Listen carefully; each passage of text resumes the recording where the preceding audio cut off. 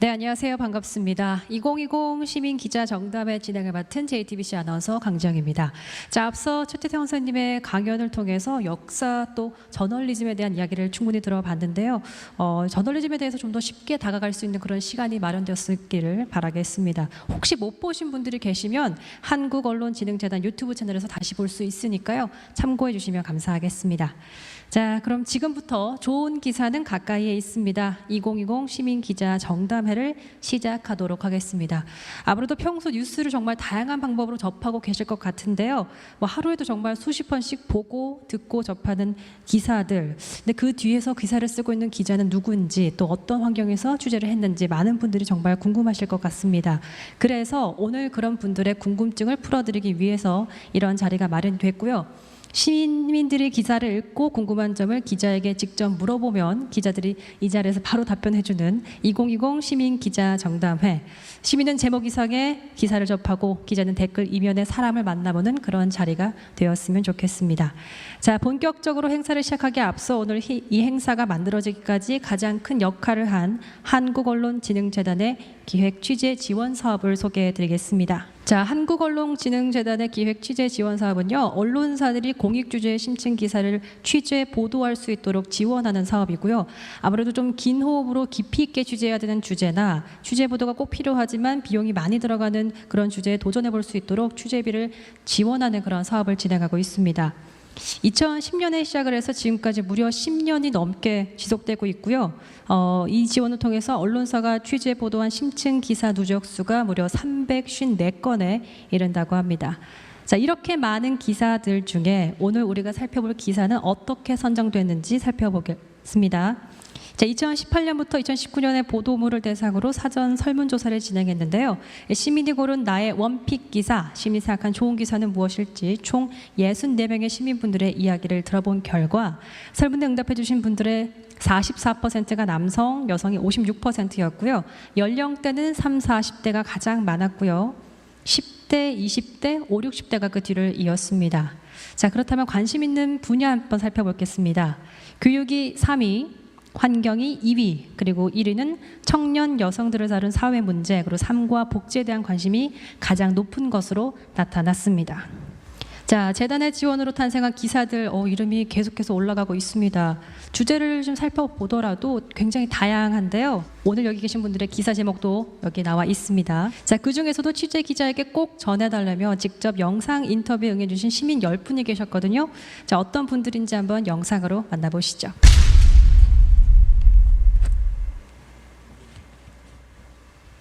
안녕하세요. 저는 길윤웅이라고 합니다. 디자인 회사에서 A2로 활동을 하고 있고요. 일하고 있습니다. 네, 안녕하세요. 26살 PD 지망하는 대학생 이윤형입니다. 장두원이라고 하고요. 현재는 서울대학교 평생교육원에서 찾아가는 대학이라는 프로그램 진로 부문 강사로 일을 하고 있습니다. 한국원자력연구원에서 근무하고 있는 정길언이라고 합니다. 나유진이라고 합니다. 공무원으로 재직하고 있는 정태원이라고 합니다. 30대 초반 직장인입니다. 인천에 살고 있는 21살 김아영이라고 하고요. 공공기관에서 지금 근무 중에 있고 지금 3년차 직장인입니다. 손수근이라고 하고요. 아동 청소년의 권리 증진 및 민주시민 의식 함양에 대해서 관심을 가지고 있습니다. 저는 서울시민 24살 정혜선입니다. 꼭 만나고 싶다고 해주신 기획 취재 주인공 4분을 소개해드리겠습니다. 서울신문의 이혜리 기자, 그리고 베이비뉴스의 권현경 기자, 경영경신문의 이보라 기자, 중앙일보의 천건필 기자, 이렇게 4분 자리해 주셨습니다. 네, 아직은 조금 어색하고 서먹서먹하지만 저희가 이제 이야기를 풀어나가면 좀 더 화기애애한 분위기로 풀어지기를 기대해 보겠습니다. 자, 먼저 기자님들의 소개를 각각 좀 부탁드려도 될까요? 먼저 천건필 기자부터 시작할까요? 네. 앞에 보고 하면 될까요? 빨간불 들어오는 카메라 보시고. 네. 안녕하세요. 저는 중앙일보에서 사회기획팀에서 일하고 있고요. 현재 환경과 기상 분야를 취재하고 있습니다. 반갑습니다. 네, 반갑습니다.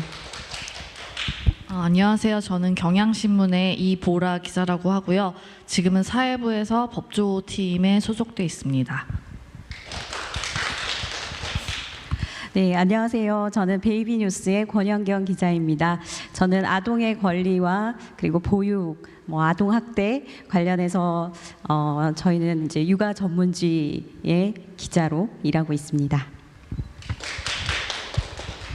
네, 안녕하세요. 저는 서울신문의 이혜리 기자라고 하고요. 오늘 선정해 주신 그 기획 취재를 할 당시에는 탐사기획부에 있었고 지금은 서울신문 법조팀의 서울중앙지검에 출입하고 있습니다. 오늘 이렇게 불러주셔서 감사합니다.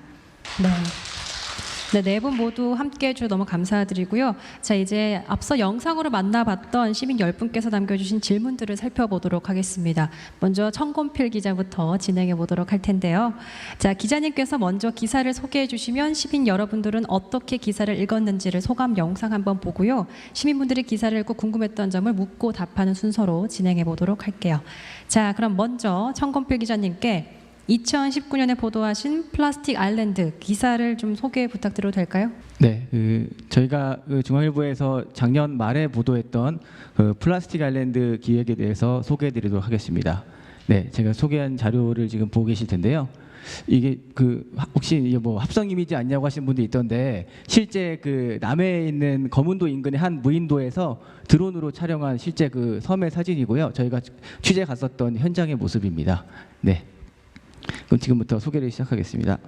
네, 왜 플라스틱 아일랜드를 취재하게 됐냐, 거기에 대한 이제 궁금증들이 많으실 것 같아서 일단 거기서부터 좀 출발을 할 텐데요. 여기 보면 이제 저희가 갔던 현장에 세 곳의 사진들이 있는데 저기 왼쪽에 보면 이제 중국어로 된 페트병도 보이고 가운데에 보면 이게 농약통이거든요. 한국어로 쓰여진.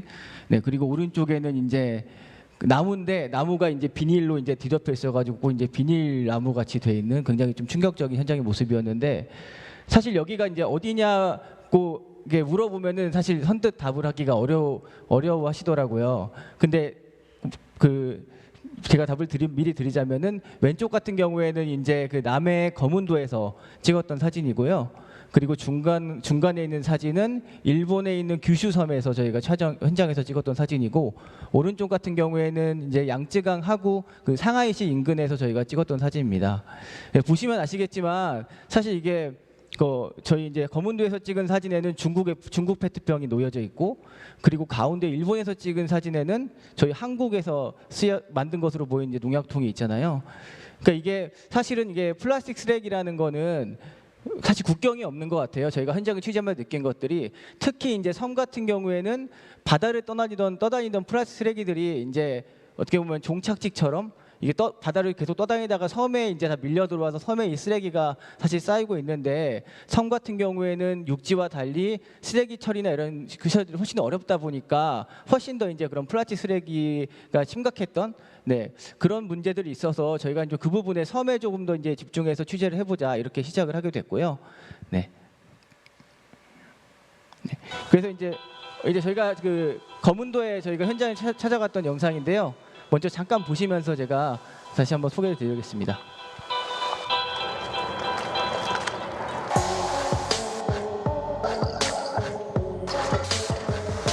보시면 중간에 제가 또 잠깐 등장하기도 합니다. 지금 안에 들어가 보시면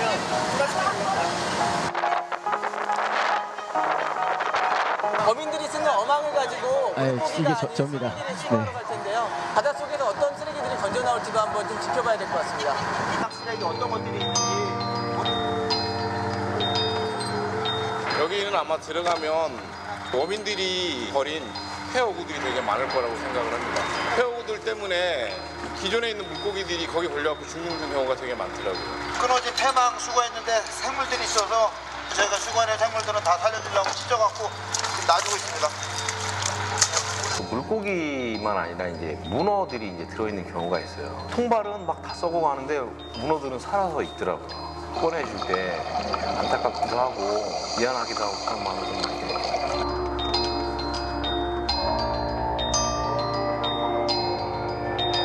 대부분을 차지하는 쓰레기는 어업활동에서 벌어지는 어구라든지 노크 그리고 이제 선박에서 이렇게 투기되는 여러 가지 생활 쓰레기들이 많았고 다도해 같은 경우는 낚시 행위가 굉장히 많기 때문에 낚시 관련 쓰레기들도 굉장히 많이 모니터가 되고 있는 추세에 있습니다.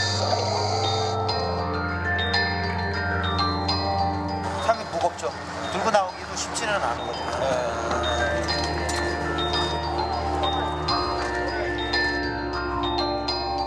검은도 인근의 바다 밑에서 네. 여기까지. 예, 저 보시면 아시겠지만 제가 직접 그때 그 당시 다이버분들과 함께 바닷속에 들어가서 이제 굉장히 이제 플라스틱 쓰레기들이 많다는 거를 직접 확인을 했고, 이 뒤에도 나오겠지만 이제 그 바닷속뿐 아니라 이제 해변에도 굉장히 많은 플라스틱 쓰레기들이 있더라고요. 어쨌든 이렇게 저희가 전국의 섬을 돌아다니고 실제 중국과 일본까지 그 해외에 있는 섬까지 다니면서 플라스틱 쓰레기들의 실태를 이제 보여주는 그런 것들이 이제 저희 그 현장의 영상이나 이제 기사로 다 이제 담아져 있고요. 왼쪽에 보시면은 저희가 갔던 이제 현장들의 그 장소 그런 부분들도 이제 보실 수가 있습니다. 네. 그리고 저희가 이제 이런 현장 취재를 통해서 이걸 어떻게 이제 독자들에게 전달하느냐 이런 것들을 굉장히 고민을 많이 했는데, 이제 당시에 보시면 아시겠지만 이렇게 지면에도 저희가 기사가 나갔고요. 지면뿐만 아니라 디지털을 통해서도 이제 저희가 기사를 썼고, 그 외에도 이제 영상이라든지 이 기사들을 이제 저희가 하나의 디지털 스페셜로 통해서 이제 독자들에게 이제 다양한 방식의 스토리텔링을 통해서 이제 이런 것들을 좀 전달하고자 하는데 좀 포커스를 맞추고 이번 기획을 준비를 했습니다. 네, 시황계상 여기까지 그럼 준비를 하고요. 그리고 다음에 간단하게 이제 저희 이제 이 플라스틱 문제뿐만이 아니라 저희가 이제 언론재단에서 많이 지원해준 덕분에 여러 가지 환경 문제를 다뤘는데, 작년 같은 경우에 이제 미세먼지부터 시작을 해서 플라스틱 이번에 저희가 소개해드린 문제를 다뤘고요. 그리고 올해 같은 경우에는 이제 그 실감형 컨텐츠라고 해서 이제 기후 변화 문제를 좀 다루기도 했습니다. 네, 그래서 앞으로 이제 이런 여러 가지 우리의 이제 삶과 직결된 그런 환경 문제들을 이런 그 기획 기사를 통해서 또 계속 다뤄보려고 합니다. 감사합니다. 하실 말씀이 굉장히 많은데 꾹꾹 담아서 전해주셨습니다. 앞으로 이제 질문 받으면서 충분히 또 보도록 할게요. 자, 그럼 시민분들께서는 이 기사의 장점으로 어떤 것을 꼽으셨을지 한번 들어볼까요? 소감 한번 만나보죠. 바다 거북에 대한 거, 또 이렇게 실제 이제 그 기관을 통해서 그 기사를 취재한 현장감도 참 좋았던 것 같고요. 또 섬이라는 그런 부분들, 또 다른 나라들에 있어서 우리 해양 쓰레기들이 어떻게 움직이고 있는지, 특히 플라스틱들이 어떻게 이동하고 있는지 이런 것들을 보면서 참 열심히 잘 취재했구나 이런 생각이 들었습니다. 한국에서 이 정도로 좀 환경 그 기획 취재 기사를 아직 좀 찾아보기 힘들어서 굉장히 좀 뜻있게 읽었고요. 그리고 그 플라스틱 아일랜드 그 사이트를 들어가도 굉장히 그런 지도 같은 걸로 굉장히 약간 뉴스를 되게 명확하게 정리를 하고, 기사뿐만 아니라 되게 동영상으로 쉽게 이렇게 좀 정리한 점들이 되게 좀 인상 깊었습니다. 저는 그 기사를 보면서 환경 문제에 대해서 뭔가 경각심이나 어떤 메시지를 전달했을 때 타이틀이랑 저는 사진이랑 사진 캡션부터 먼저 독자가 이렇게 주목해서 볼 만큼 그거를 해주셨고, 그 이제 사진조차도 그걸 취재했었던 청걸필 기자님이 또 찍어주셨다는 것들이 그게 좀 인상 깊었어요. 와, 뭐 칭찬 일색입니다. 이윤영님께서 한국에서 뭐 이만큼 깊이 있게 환경 문제를 파헤친 기사는 흔치 않은 것 같다 평해 주셨습니다. 사실 저도 좀 보고 왔거든요. 놀랐습니다. 고생 많이 하신 것 같던데 어떠셨어요? 기분이 어떠세요? 네. 사실 이제 고생을 사실 많이 했고, 실제로 뭐 아까 보셨지만 다이빙도 하고 뭐 해외치도 가고 뭐 굉장히 일곱 군데 돌아다니시고. 네. 그래서 근데 이렇게 그런 제가 의도했던 어떻게 보면 그런 어떤 점들을 많이 좀 좋게 봐주셔서 굉장히 뿌듯합니다. 네. 뿌듯하다. 그렇죠. 그 맛에 기사 쓰는 거죠. 네, 맞습니다. 자, 이렇게 시민의 피드백을 직접적으로 받아보는 건 정말 새로운 경험일 것 같은데, 이어서 질문 영상 한번 만나보도록 할게요. 그 미세 플라스틱, 이 플라스틱 해양 쓰레기를 막는 거에 대한 부분들도 있었는데, 이제 실제 우리 정부나 한중일 이 3개국이 같이 공동 대응할 수 있는 부분은 무엇인지, 또 하고 있다면 그것은 무엇인지 그거에 대해서 조금 더 알려주셨으면 어떨까 보면서 생각이 났습니다. 예. 일단은 기자님께서 그 리드에 이제 글을 써주셨을 때 이제 우리나라의 3,348개의 섬 가운데 사람이 거주하는 섬을 470개를 말씀을 이제 그 리드문에다가 이제 써주셨는데, 저는 이 숫자가 좀 의미가 있었거든요. 근데 470개의 섬 가운데 기자님께서 혹시라도 직접 가보시거나 아니면 간접적으로 어떻게 이제 취재한 섬은 총 몇 개인지는 그건 안 나와 있어서 그게 좀 궁금했어요. 그리고 취재하실 때 힘드셨던 점, 그거랑 평소 환경 문제에 이렇게 깊이 있게 관심이 있으신지도 저는 좀 궁금합니다. 자, 우선 두 가지 질문이 들어왔습니다. 첫 번째 질문은 한중일의 대응에 대한 질문이었습니다. 답 좀 해주시죠.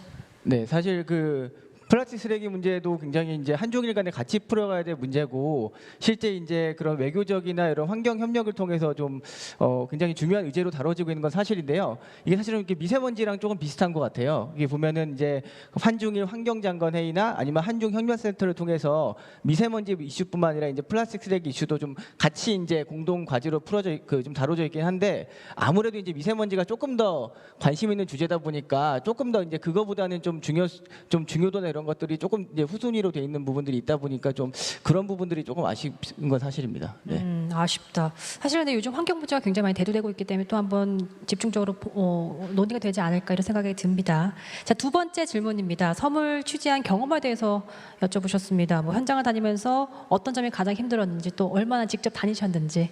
네.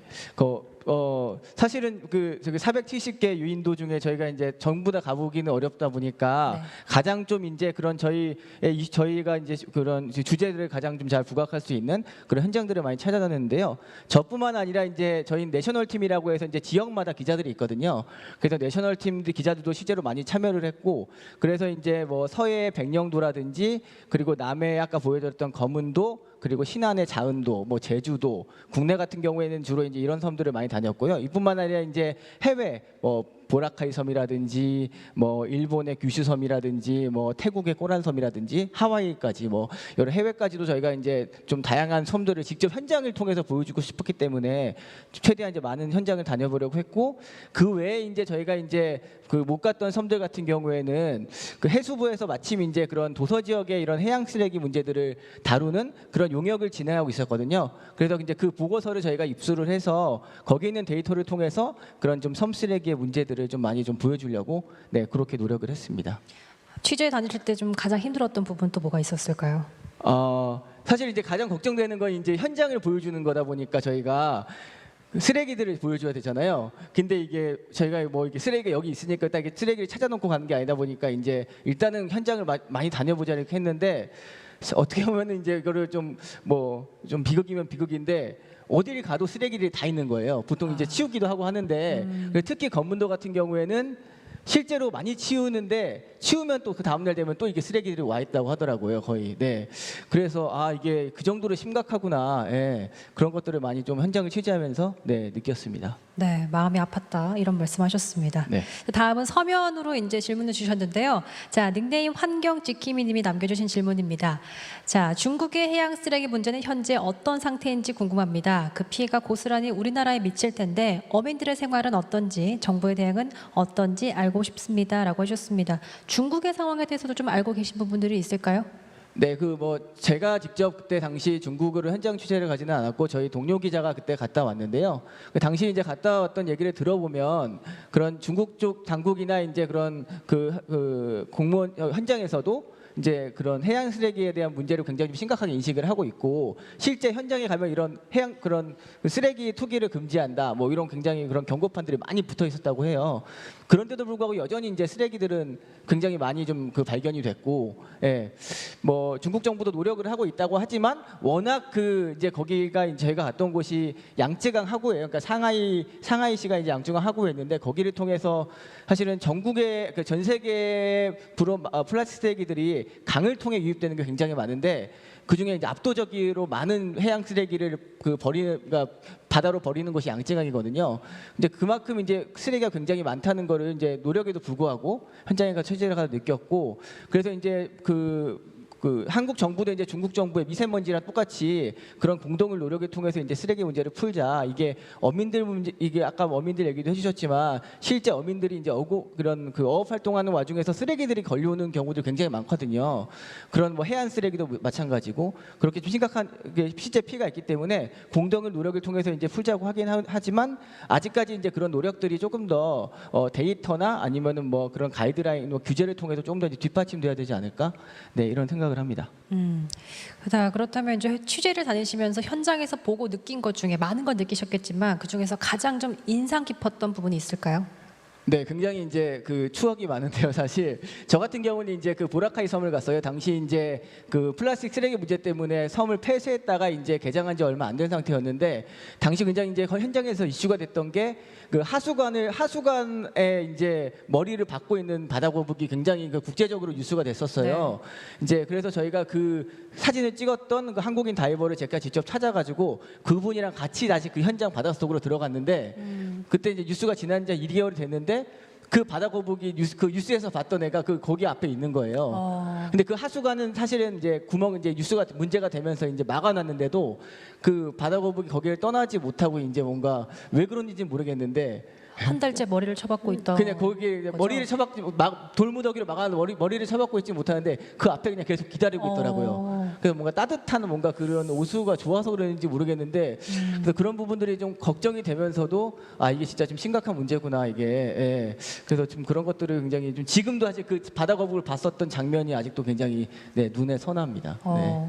한 달째 거기 왜 그렇게 있었을까요? 마음 아프게. 네네. 자, 플라스틱 아일랜드에 대한 이야기 여기까지 좀 들어보도록 하고요. 다음 기자분을 만나보도록 하겠습니다. 다음 순서는 경향신문의 이보라 기자님이 취재하신 성교육 이젠 젠더 교육이다 기사를 만나볼 텐데요. 자, 기사 소개 한번 들어볼까요, 기자님?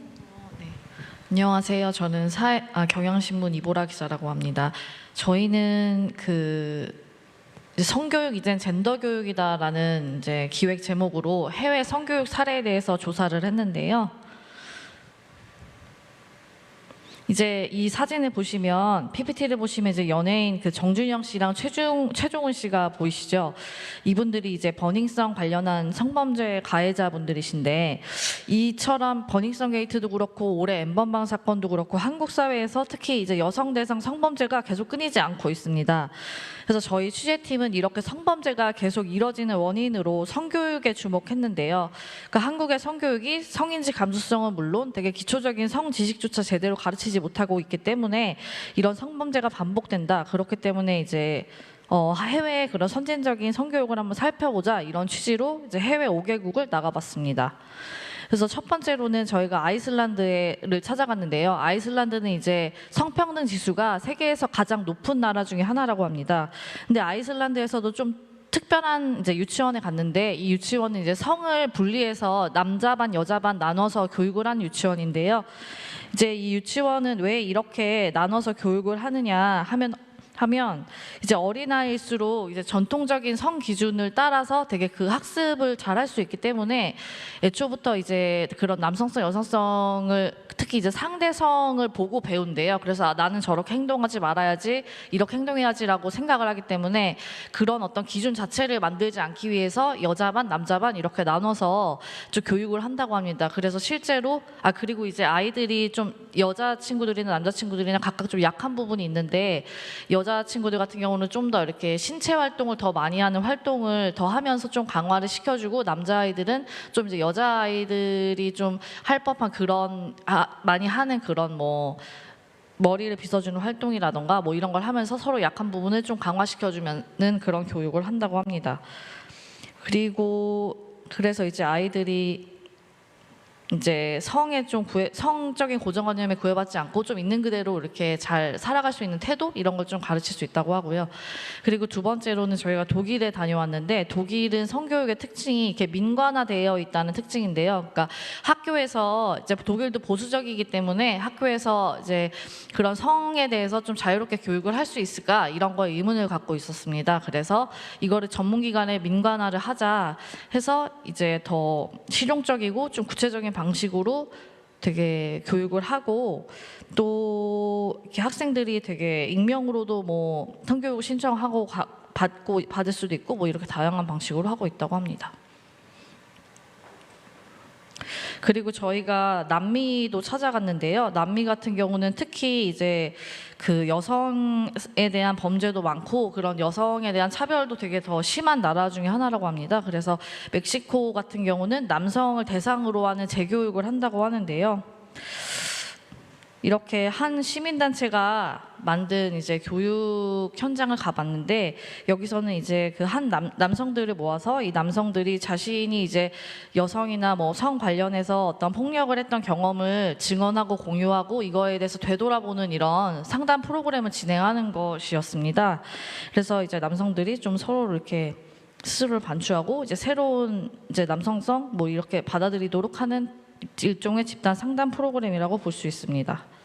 그리고 저희가 마지막으로는 이제 미국을 살펴봤는데 미국에서는 이제 그 여고생이 만든 성폭력 예방 프로그램이 있대요. 근데 여기서는 친구가 친구에게 이제 성교육을 가르치고 특히 이제 동의가 가장 중요하다 뭐 이런 거를 이렇게 가르치는 교육이고 나머지 이제 스웨덴이랑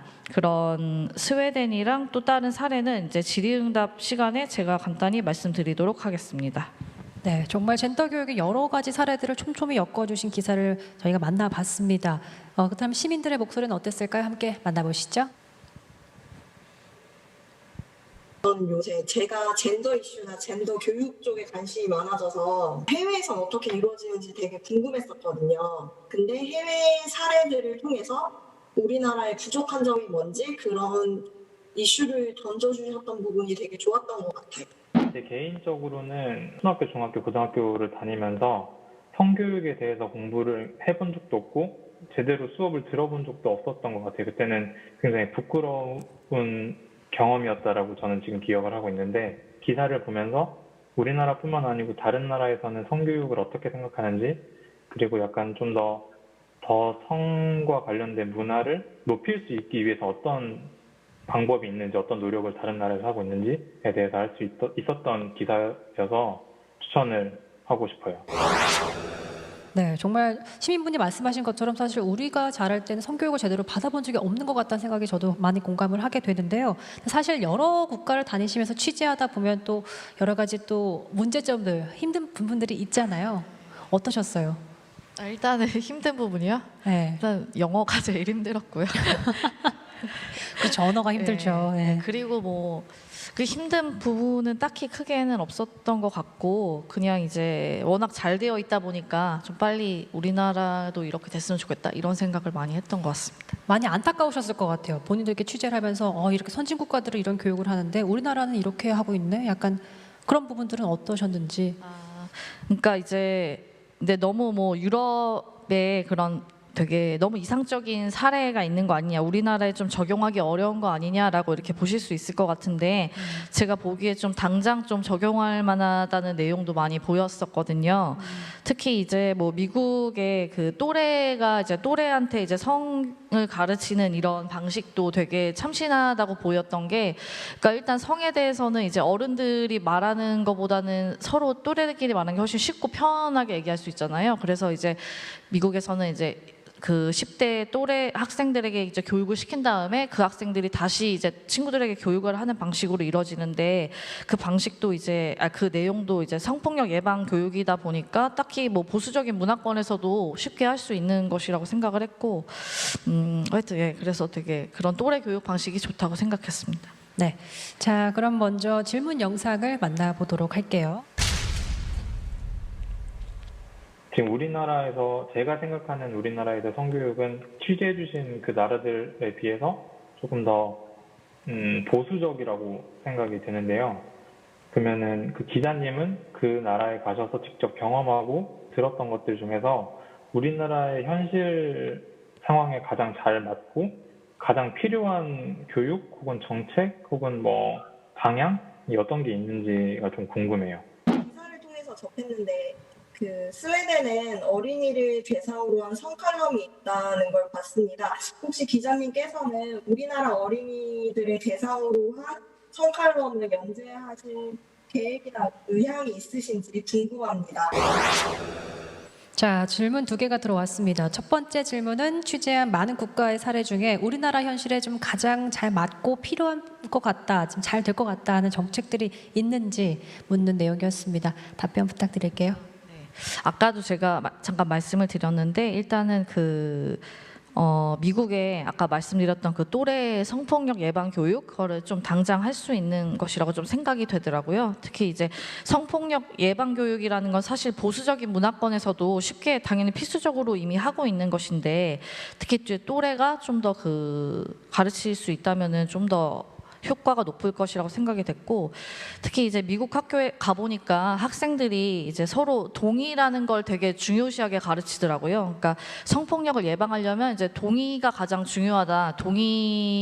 동의를 서로 이제 성적 관계에 있어서 동의를 구하고 뭐 그런 게 필요하다 이런 게 약간 주제였는데 예를 들어서 뭐 상황극을 하면서 동의에 대해 가르치는 방식이 있었는데요. 뭐 예를 들어서 뭐 한 친구가 뭐 영화 볼래? 이러면 다른 친구가 좋아.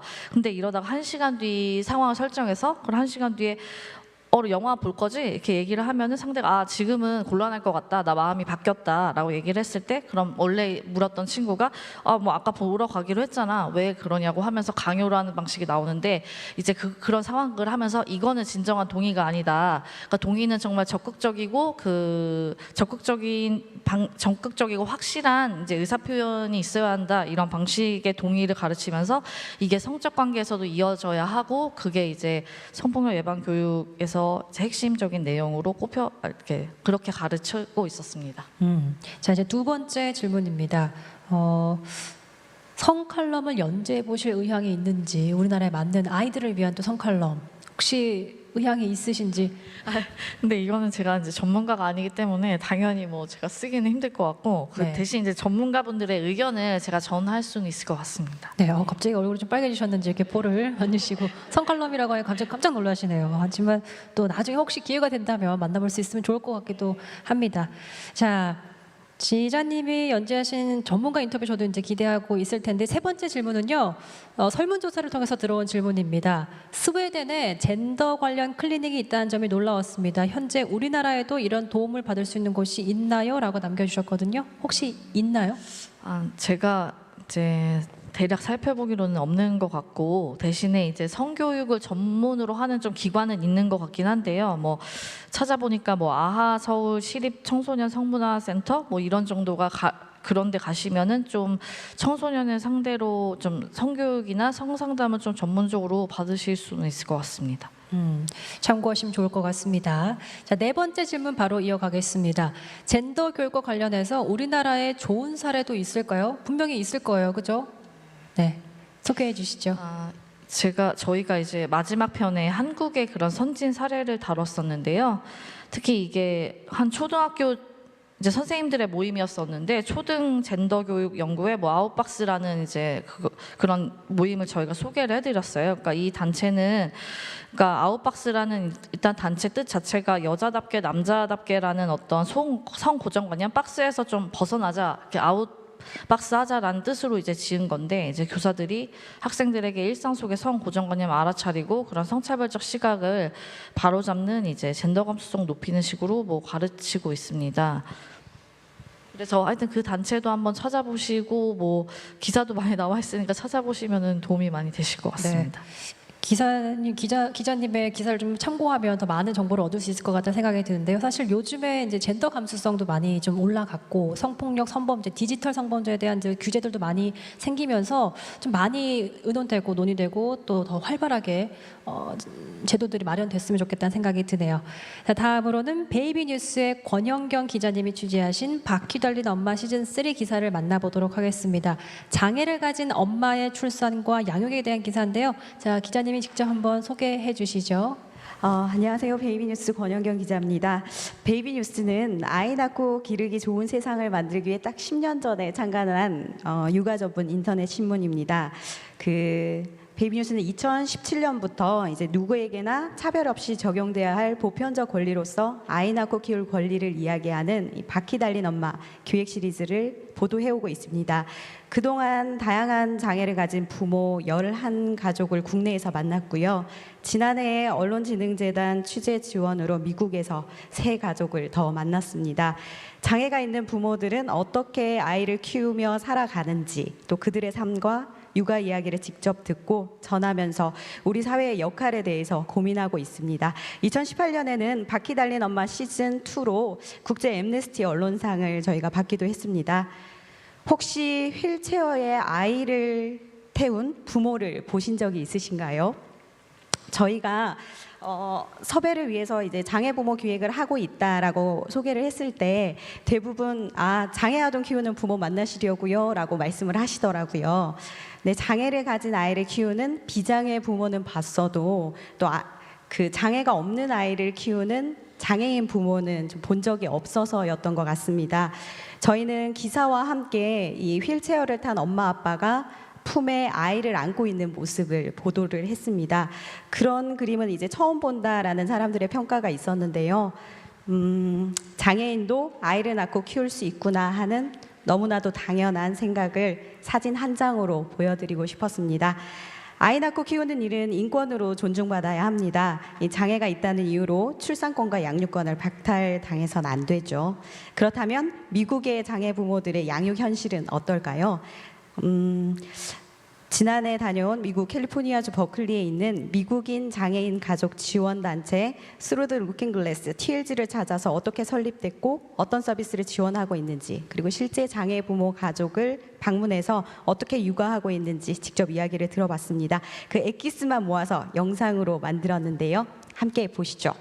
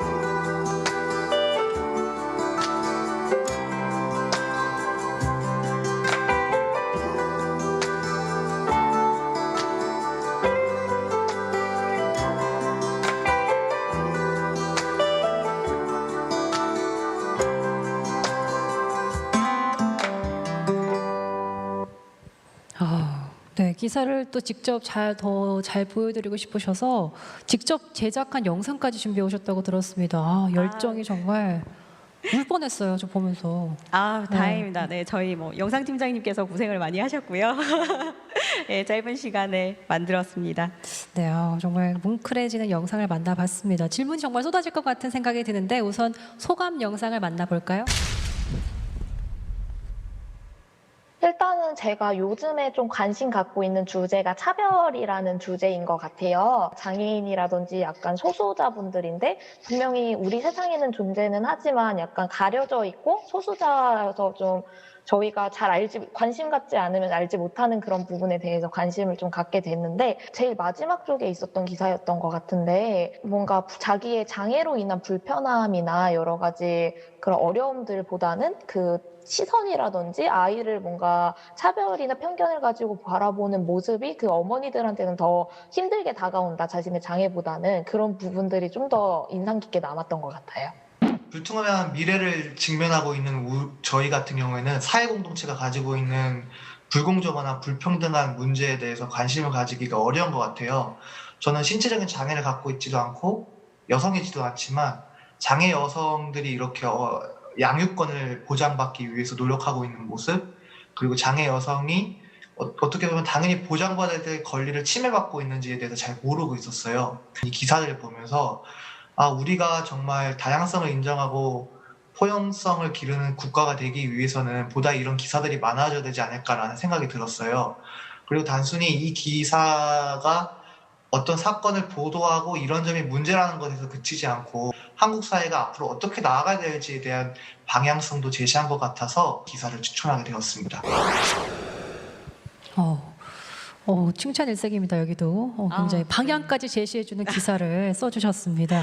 확실히 이제 차별에 대한 생각들이 좀 많이 바뀌고 있는 요즘인 것 같은데 기사가 보도된 후에 가장 호응이 컸던 독자의 연령대를 혹시 알고 계세요? 제가 댓글을 통해서 보기에는 실제로 자녀를 양육하고 있는 30, 40대 분들이 좀 많지 않았나 싶어요. 그러니까 비장애임에도 불구하고 육아는 너무너무 힘든데 장애까지 있으면 얼마나 힘들겠느냐라고 말씀하시면서 좀 이제 응원을 보내주시는 분들이 계셨습니다. 네. 근데 인터뷰 보내주신 분들도 보면 20, 30대로 보이는 굉장히 어린 분들도 많이 호응을 하신 것 같아요. 네. 네. 그렇군요. 네, 그렇습니다. 많이 호응을 했습니다. 자, 그럼 시민 질문을 영상을 한번 만나보겠습니다.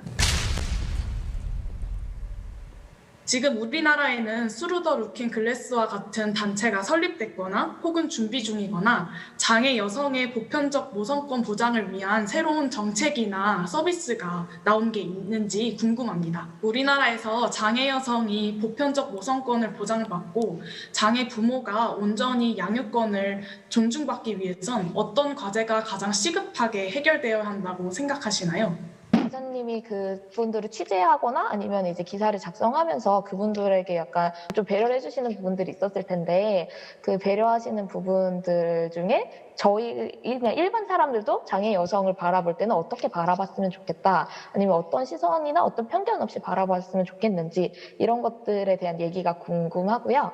어떤 식으로 장애인을 더 잘 배려할 수 있는지 이런 것들을 알려주시면 감사할 것 같습니다. 베이비 뉴스나 권영경 기자님께서 추후 장애를 가지고 있는 여성분들의 양육권 보장을 위해서 한국 사회의 문제와 연관지어서 취재를 할 계획이 있으신지 궁금합니다. 네, 첫 번째 질문부터 좀 답변을 부탁드려도 될까요? 네, 우리나라에도 유사한 기관들이 있습니다. 이제 국내 최초 여성 장애인 전문 복지관 성프란시스코 장애인 종합복지관이 있고요. 이곳은 2002년에 만들어졌습니다. 이 장애로 인해서 발생되는 임신, 출산에 대한 두려움, 또 양육에 대한 부담을 줄여주고자 출산 준비 교실, 태교 교실, 출산용품 대여, 산후조리 서비스, 자녀 양육 코칭 등을 지원하고 있고요. 또 작은 부분이긴 하지만 서울시립북부 장애인 복지관에서도 비장애 미취학 자녀에게 한글 교육이나 정서 지원을 하고 있습니다. 그리고 새로운 서비스가 올해부터 생기게 되는데요. 바로 저희 이제 TLG 보도가 나간 이후에 한국보육진흥원에서 저희에게 이제 자문 요청이 있었습니다. 기업의 사회공헌 사업으로 기부를 받게 됐는데 TLG와 같은 장애 부모 지원 사업을 이제 해보고 싶다라고 말씀을 하셨어요. 그래서 현재 제가 여기 오기 전에 확인해 본 바로는 서울 경기 지역에 13가구 시각장애 가구들 섭외를 완료를 했고요. 11월부터는 실제로 전문가를 이제 각 가정으로 파견을 해서 주 1회씩 8회 이제 가서 양육 부모 상담, 양육 상담, 놀이 지원 등을 한다고 해요. 이제 이 사회 공헌을 하기로 한 기업은 두산이고요. 이제 뜻깊은 결과를 만들어내셨습니다. 네, 맞습니다. 그리고 더 TLG에서 저희가 보고 온 것과 똑같이 이제 적용을 하는 게 그 가정을 방문을 해서 실제로 그 가정에 필요한 그 양육을 할 수 있는 장비를 지원을 하겠다, 물품 지원까지 하겠다라는 게 이 한국보육진흥원에서 하는 이제 사업에 들어갈 예정입니다. 아, 굉장히 본인 일처럼 굉장히 기뻐하시면서 말씀해 주시니까 더 와닿아요. 네, 너무 좋더라고요. 네, 알겠습니다. 두 번째 질문에 대한 답변도 좀 부탁드려도 될까요? 우리나라에서 가장 시급하게 해결해야 될 과제라고 여쭤보신 것 같은데요. 네. 사실 시급하게 해결해야 될 문제들은 굉장히 많은데요. 일단 제가 한국장애인개발원이 2016년에 이제 발간한 여성 장애인 모성권 증진을 위한 임신 출산 지원 정책 연구에서 이제 전체 응답자 490명 중에 38.2%, 170명이 모성권 관련 희망 서비스 중에 영유아 자녀 양육 서비스 지원을 가장 많이 필요하다라고 답변을 주셨습니다. 그리고 2017년 장애인 실태 조사에서도 임신이나 출산 관련 교육 및 정보 제공이 16.0%, 이어서 자녀 양육 지원 서비스 13.2%, 그다음에 활동 보조인이 필요하다는 게 10.1%로 꼽았습니다. 같은 맥락에서 그 장애 여성 권리 쟁취 연대라는 장애 여성 당사자 모임이 있습니다. 이 연대체에서 지난해 기자회견을 하면서 요구안을 이제 발표를 했었는데요. 그 내용들을 좀 살펴보면 장애 여성의 인권을 실질적으로 보장하라. 그리고 장애 엄마의 특수성을 반영한 육아 서비스를 지원하라. 장애 엄마의 아이 돌보미 서비스, 자부담을 폐지하라. 활동 지원 서비스 내에 실질적인 양육 지원 서비스를 제공하라는 내용이 포함되어 있습니다. 이 요구안 대부분이 양육 서비스와 관련된 것들이라는 점을 확인할 수 있습니다. 네, 그리고 좀 제도적인 걸 말씀을 드리자면 이 TLG를 소개해 주신 분이 김미연 유엔 장애인위원회 이제 위원이신데요. 이분께서 저희가 이제 TLG를 다녀와서 인터뷰를 했을 때 해주신 말씀이 여성 정책에서 장애 여성이 소외돼 있고, 그리고 우리나라 출산 정책에서 장애 여성과 관련된 건 아예 없다고 해요. 그래서 그 장애 가족 정책이 여성가족부의 가족 정책 안으로 들어가야 하지 않나라는 제안을 해주신 적이 있습니다. 네, 무엇보다도 장애인의 이 부모성권에 대한 이해와 이 비장애인과 다른 양육 환경이 필요하다는 점을 바탕으로 제도적, 법적 장치가 좀 마련이 돼야 하지 않나 생각합니다. 네, 법적 장치 마련과 접근성에 대한 얘기를 좀 해주셨습니다. 많은 준비가 필요할 것 같고요. 자, 세 번째 질문을 드릴게요. 아무래도 조금 더 불편함을 겪고 계신 분들을 취재하다 보면 어려움도 있을 거고 좀 조심해야 되는 부분도 있었을 것 같아요. 어떠셨어요? 네, 사실 처음에 만나기 전에는 인터뷰를 질문을 준비할 때부터 혹시라도 실수하면 어떡하나, 어떤 어휘를 쓰면 안 되지, 혹은 또 장애 유형에 따라서 또 다를 것 같다라는 그런 염려들을 많이 했었는데요. 저희가 사전에 공부하고 간다고 또 다 되진 않더라고요. 그래서 이제 인터뷰 시작 전에 항상 혹시라도 불편하시면 언제든지 좀 말씀을 주시라고 양해를 구하고 인터뷰를 시작을 했습니다. 그런데 정말 이분들이 이제 상처받는 부분은 일상생활 속에서 좀 무심코 던지는 말들, 그런 말들이 좀 많았습니다. 좀 예를 들면은 사고로 다리를 잃은 이제 아이 아빠가 휠체어를 타고 가니까 길을 지나가던 아이가 옆에 엄마한테 이제 물었대요. 엄마, 저 아저씨는 왜 다리가 없어? 라고 물었대요. 그러니까 이제 그 엄마가 저 아저씨 아파서 그런 거야 라고 말씀을 하셨대요. 근데 이 아이 아빠의 마음은 아파서 그런 게 아니라 사고로 다리가 다쳐서 다리가 없을 뿐인데 이제 아픈 사람이야 라고 하거나, 또 대부분은 그 장애인들의 외적인 모습이 좀 다르다 보니까 아이들은 호기심이 많잖아요. 그럼 이제 질문을 하면 민망하고 난처하다 보니까 엄마들이나 어른들이 소리를 지르거나 뭐 윽박 지르거나 애를 끌고 가거나 뭐 이렇게 하는 경우가 많은가 봐요. 그런데 실제로 이 장애 부모들은 그냥 솔직하게 얘기를 해줬으면 좋겠다. 어쨌든 우리가 함께 살아가야 될 사람들이 아닌가라는 말씀을 좀 해주셨습니다. 그렇게 보면 좀 장애인에 대한, 그리고 장애인 부모에 대한 그런 이해나 관심들이 저희가 좀 배워야 할 부분이 아닌가, 좀 교육도 필요하지 않나라는 생각을 해봅니다. 네, 저 정말 공감하는 봐고요. 우리가 좀 더 감수성을 키워야 되는 부분이 확실히 있다라는 생각이 듭니다. 자, 네 번째 질문은 이제 향후 취재 계획에 대한 질문이 있었습니다. 장애 여성의 양육권 보장과 관련한 또 다른 취재를 진행 중이신지 궁금해하셨는데요. 계획 중에 있나요, 기자님? 네, 그렇습니다. 이제 바퀴 달린 엄마 시즌 4를 준비하고 있습니다. 사실 지금쯤이면 4 기획이 다 나왔어야 되는데요. 코로나19로 이제 각 단체들마다 이제 사업 진행이 늦어졌어요. 다행히도 10월 말부터 좀 시작된 곳들이 있어서 11월부터는 그 취재를 이어갈 예정입니다. 지난 이제 세 차례의 보도를 통해서 많은 분들이 장애인 부모에 대한 차별이나 혐오에 대한 이런 댓글들을 달아주시는 분들도 계셨는데요. 이번에는 좀 대안을 내놓는 그런 차별적인 시선들이 좀 사라질 수 있도록 더 좋은 대안을 찾아낼 예정입니다. 네, 계속해서 좋은 기사 기대하겠습니다. 네, 추가 질문이 좀 있어서 드리도록 할게요. 먼저 이제 기사에서 주역에 다루었던 Through the Looking Glass TLG의 섭외 배경에 대한 질문인데 어떻게 섭외를 하게 되신 건지 궁금해하신 분들이 계셨어요. 네. 저희가 여기 기획 취재를 기획안을 내놓고 혹시라도 되면 어디든 가야 하는데 정말 막 마음이 조급했습니다. 그래서 모든 장애인 단체에 연락을 다 드렸었고 그리고 학계 교수님들께나 이메일 요청도 많이 했었어요. 그래서 그 장애를 가진 부모가 비장애 아동을 양육하는 분들이 그런 시설이나 이런 제도가 잘 돼 있는 기관이나 나라가 어디가 있겠습니까? 라는 질문을 많이 드렸었는데 다 아예 이제 모른다라고 말씀을 하시더라고요. 그래서 사실 우리나라뿐만 아니라 세계적으로도 이건 불모지일 수 있겠구나라는 생각을 했었고요. 그때 때마침 그 UN 장애인 권리위원회 이제 한국 위원분이 한 분 계신데 그 김희연 위원님이 TLG를 소개를 해주셨어요.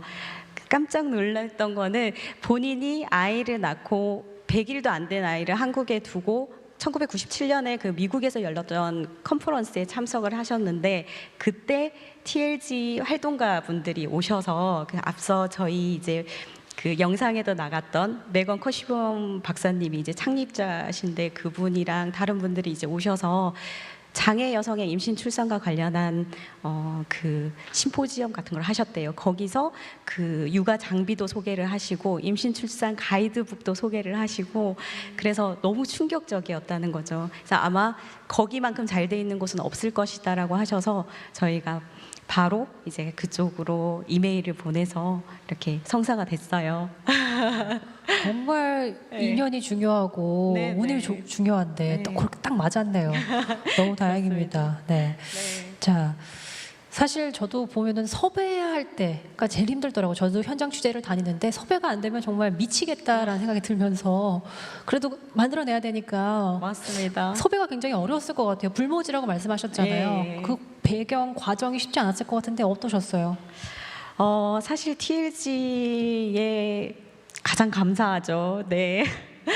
그 TLG에서 저희가 그동안 한국에서 보도한 것들을 또 영문으로 번역을 해서 기사들을 좀 보내드렸었어요. 이런 형태의 기사를 미국 버전으로 이제 취재를 좀 하고 싶다. 그래서 TLG를 이용하시는 그 장애 부모님들 가정을 좀 방문해서 말씀을 들을 수 있겠느냐 했었는데 저희가 요거를 한 것보다 훨씬 더 많이 준비를 해놓고 계신 거예요. 장애 유형도 아예 다른 분들과 문화권도 전혀 다른 세 가정을. 첫 번째 가정은 이제 이란에서 오신 미국인이셨거든요. 이란계 미국인. 이제 그분 같은 경우에는 이제 다리가 좀 갑자기 장애를 갖게 되신 분이셨고, 두 번째는 이제 시각장애, 부부가 다 시각장애신데 또 아예 다른 이제 문화권에서 오신 다문화 가족이었어요. 여성분은 이제 미국인이시지만 그 남성분은 아예 다른 이제 페르시아 쪽에서 오신 분이셨고, 세 번째 만난 분은 이제 20년째 수간호사로 있다가 운동하다 척추를 다치셔서 이제 그런데 그 두 분은 첫 번째 만났다가 두 번째 만남을 약속한 이후에 사고를 당하신 거예요. 그 사고에도 이제 결혼까지 이어져서 아기를 이제 출산을 하셨었고, 저희가 만났을 때는 그때가 이제 4개월 된 아기를 이제 저희한테 소개를 해주셨어요. 기꺼이 방문을 다 열어서 상세하게 소개해주시고 해주시는 거 보면서 TLG와의 신뢰관계도 보탬이 됐던 것 같고 또 국경을 넘어서 네, 이런 분들께 이제 도움이 되고자 적극적으로 또 취재에 응해 주시지 않았나 싶습니다. 네, 저희 사실 기사 쓸 때 다양한 사례 굉장히 중요하거든요. 근데 굉장히 다양하게 준비해 주셔서 좋은 기사가 나왔던 것 같습니다. 자, 여기까지 우선 답변 듣도록 하고요. 이제 오래 기다리셨습니다. 서울신문의 이혜리 기자님 차례입니다. 상을 팔고 스펙을 삽니다라는 주제로 기획 취재를 진행하셨는데, 자, 기사 소개 직접 부탁드리도록 할게요. 제가 아까 말씀드렸듯이 지난해 탐사기획부에 있을 때 진행한 기획이고요. 탐사기획부에 대해서 간단하게 소개를 드리면 일반적으로 일간지 기자들은 매일같이 이제 기사를 발제하고 기사를 쓰는데 반면에 탐사기획부에서는 하나의 주제를 좀 깊이 있게 취재를 해서 뭐 2-3달 간격으로 기사를 내놓는 부서로 이렇게 이해를 하시면 될 것 같습니다. 대상, 수상 이런 키워드만 넣고 검색을 해도 정말 수많은 시상식이 쏟아지는데 여기 대부분의 시상식에 국회의원들이 꼭 참석을 해서 수상을 하고 있더라고요. 포털사이트 네이버에서 빅데이터 팀과 같이 기사를 추출을 했어요. 의원이라는 키워드와 수상이라는 키워드를 같이 넣고 검색을 했을 때 쏟아진 기사가 300만 건에 이르렀거든요. 어떻게 돈 주고 상 받는 관행이 가능해왔던 걸까? 언론사를 포함한 민간 단체에서 상을 만듭니다. 수상자를 선정하고 공문을 보냈는데 수상을 원한다면 몇 천만 원 단위의 홍보비를 지출해야 합니다. 지자체장, 국회의원의 경우 의정활동 홍보에 상을 스펙처럼 쓰곤 합니다. 한마디로 내가 내는 세금이 시상 단체로 흘러 들어간다는 거죠. 상이 이제 원래 취지대로 좋아서 칭찬해주는 의도로 주는 거면 당연히 이제 권장할 만한 일이고 이제 좋은 거죠. 그 상당수 상들이 혜택을 쌓기 위해서 상을 원했었고 그래서 아무런 상이나 막 만들어 주는 거예요. 상을 안 탄 사람이 없어요. 관계자들 이야기를 들어보면 수상한 상패가 100개 이상 네, 저희가 애초에 이번에 언론재단 기획취재 지원 사업에 지원을 할 때 그 영상 콘텐츠를 만들겠다고 해서 저희 회사 PD들과 같이 만들었던 영상이고요. 그거 보시면 저희 취재 내용 전반적인 내용들이 다 들어가 있어요. 근데 많이 봐주시지는 않아가지고 오늘을 기회로 좀 더 영상을 유튜브에서 검색하셔서 많이 봐주셨으면 좋겠습니다. 그리고 저희가 이제 이 기획을 진행할 때 돈 주고 상 받는 그런 관행들, 병폐들을 사회 전반적인 부분에서 다 짚어보자는 의도로 이 기획을 시작하게 됐는데요. 그중에 이제 지방자치단체, 공공기관을 살펴보기 위해서 저희가 582곳 전체 정보 공개 청구를 진행을 했습니다. 그래서 경실련과 공동 작업을 했고요. 그 결과 밑에 보시면 거의 100억 가까이의 국민 혈세를 집행을 해서 상을 받은 것을 알 수 있습니다. 그리고 그 혈세들은 주로 주요 언론사를 통해 들어간 것을 아실 수 있습니다. 그리고 두 번째로는 국회의원하고 민간 기업들의 상 받는 문화를 좀 짚어보기 위해서 뉴스 빅데이터를 활용을 했는데요. 그러니까 첫 번째로는 포털사이트 네이버에서 20대 국회 재적의원 전체 이름하고 수상 키워드를 동시에 넣어서 검색을 했어요. 그래서 추출한 기사가 300만 건에 이르렀고요. 그 기사 내용을 가지고 빅데이터 전문 연구소와 작업을 좀 해서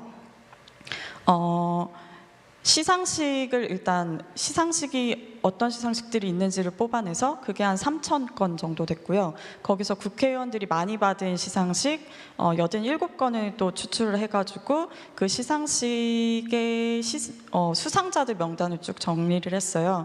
그래서 나온 국회의원들을 좀 시각화해서 데이터로 이렇게 만든 작업을 거쳤습니다. 보시면 당선 횟수별로 의원들이 얼마나 수상을 했는지도 나와 있고요. 다양하게 나와 있는데 이게 이제 저희가 추출한 결과 가장 많이 상을 탄 의원이 한 13개에서 14개 정도로 나왔는데 사실은 아까 말씀드렸듯이 87개의 상을 대상으로 했기 때문에 실제로 의원들이 받은 상은 훨씬 많다고 보시면 될 것 같습니다. 그래서 62관왕이라고 스스로 홍보를 한 의원들도 있었고요. 그리고 세 번째로는 한국언론진흥재단이 운영하는 뉴스 검색 분석 시스템인 빅카인즈를 또 활용을 해서 데이터를 뽑아냈는데요. 요 왼쪽에 보시면 의원과 수상이라는 키워드를 넣었을 때 이렇게 기사가 쭉 나오거든요. 그래서 오른쪽을 보시면 이 기사량이 10년째 쭉 증가하는 것을 알 수 있고 그 월별로 보시면 10월부터 쭉 증가를 하고 있죠. 지금 국정감사 시즌인데 국정감사가 끝난 이후에 이 연말이 또 시상식 피크 시즌으로 보시면 되겠습니다. 네. 네, 저희가 이제 데이터 분석을 하시는 굉장히 고생하셨을 것 같은데 업계 은어로 이제 품이 많이 든다 그러죠. 네. 네, 정말 품이 많이 들었을 것 같습니다. 수작업도 많이 거쳤습니다. 수작업도 많이 거쳤다고 네. 이렇게 또 포인트를 찝어서 네. 더 많은 분들이 오늘 보셨으면 좋겠어요. 네. 자, 그렇다면 소감은 또 어땠을까요? 한번 영상으로 만나볼까요? 3번에 걸쳐서 기획기사로 나왔더라고요. 3가지 다 읽어봤고 너무나 저한테 관심 있는 분야고 도움이 많이 됐습니다. 제가 잘 알고 있는 분야이기도 하고요. 이렇게 이제 공모전 수상을 위해서 이제 그 취업 준비생들을 모집하고 이렇게 코디를 전문적으로 한다는 곳이 있다는 것에 대해서 짐작은 했지만 좀 전문적으로 이루어지고 있어서 많이 놀랐고요. 이런데 또 취재를 자세하게 해주셔가지고 관심 있는 저 같은 사람이 읽고 사회를 이렇게 돌아볼 수 있어서 감사하고요.